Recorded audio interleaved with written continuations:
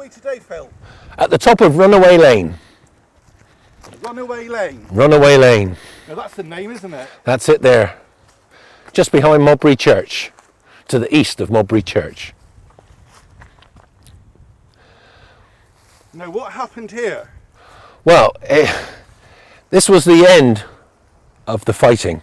So what happened before that was I've already talked about the first fight at MODBURY in December 1643.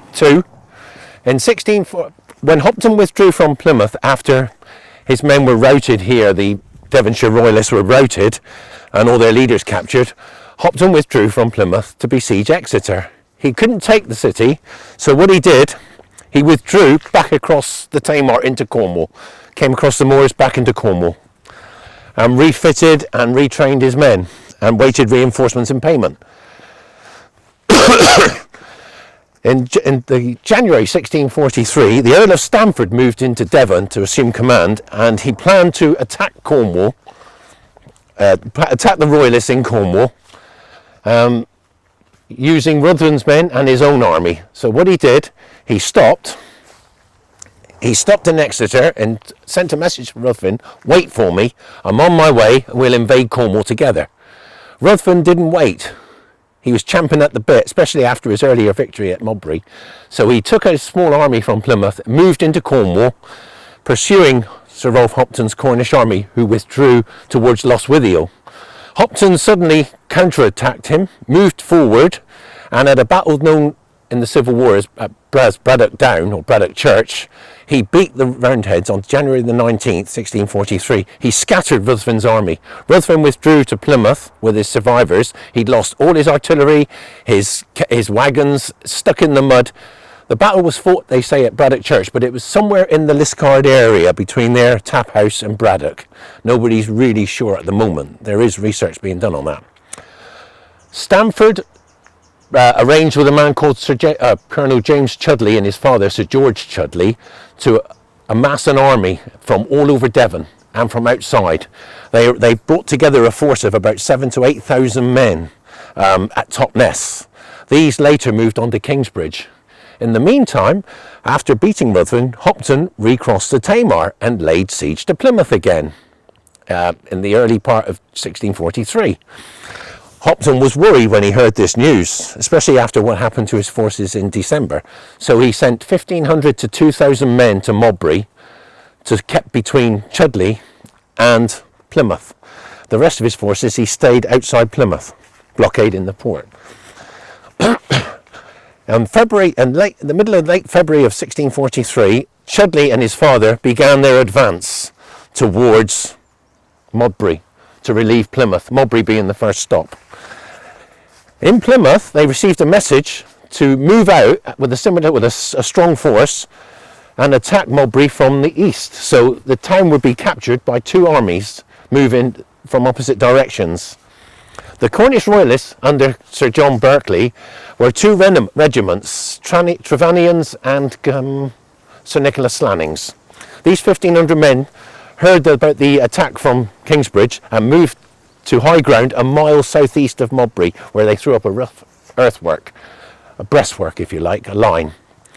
When the Roundheads advanced from Kingsbridge, they were in a long stretched out line. So Sir John Northcott, who commanded the advance guard, moved up to the hill but didn't have enough soldiers to really take on the Cornish, but he skirmished. They opened fire. The two sides fought for hours. More soldiers came in along the road. More Roundhead soldiers took up positions, but the Cornish held their positions for hours. The men of Plymouth didn't show up at first. They left late. They leisurely marched towards MODBURY. They ransacked Fleet House on the way. They stopped to pillage a near empty house of anything they could find, because people, like I said earlier, always seem to ransack baggage wagons and whatever they found. There's a house, attack it. This slowed their advance. The Cornish royalists, Hopton didn't send reinforcements. He just left them to it. He knew they were disciplined soldiers. These soldiers were trained for the last 6 months. They've been trained by Hopton. They were a good small army, and it held up the Roundhead advance for hours. In the end, lack of ammunition and not seeing any reinforcements coming to join them, the royalists pulled back into MODBURY. The fighting continued. The Roundheads, with daylight fading, set fire to houses and lit up the battlefield. There was looting. Some soldiers broke away. It wasn't an organised attack. Soldiers broke off to plunder and loot and attack people. Others just chased the royalists wherever they went, followed them for miles. Most of the royalist army withdrew towards the Champernowne mansion, and fighting started to get flared up there in the what was left of the old house after Ruthven's raid. Eventually the Plymouth men came up, made an appearance, and the royalists decided it was time to go. So they broke off and made an orderly retreat back towards Hopton's main force around Plympton. The Roundheads from Plymouth joined in the plundering of Modbury. Some of the survivors, they said, ran down this lane, which is now called Runaway Lane.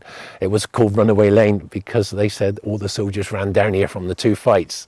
But it was an organised... it hasn't changed much at all. And they must have been pretty slippery. Yeah. If it was a wet... It was February. It was February. So it was cold and wet, and they must have thrown their muskets away. Soldiers throw away stuff to make their to get away. Yeah. Yeah. They went down to the brook. Here. It's only width for like 3 or 4 people. Yeah, Isn't it? and it was a little bit smaller than those days, probably deeper. Deeper, of course. Because it was a main road. But at the bottom is Aylesbury Brook. Aylesbrook. And that would have slowed them for a minute, no more. They would have ran off and then dispersed. But most of the Cornish soldiers went back to Plymouth. Now, because of this, Hopton broke off his siege of Plymouth again and withdrew. So the Battle of Modbury, although it's not in Plymouth, it had a significant effect on Plymouth as the Civil War progressed. There was 2 fights here, and both of them were successes for the Roundheads. Not great battles, as battles go, but fairly substantial, and it made the Royalists withdraw, so it did help us in a way, and it opened up the South Hams for trade, because Plymouth had a lot of its supplies from the South Hams, from the farms here, and people in the area didn't care who really, except for the nobility, the normal people didn't care who was in control, as long as they could sell their wares, because it was their livelihood. Fascinating, Phil. Thank you, Steve. Thank you very much. You're welcome.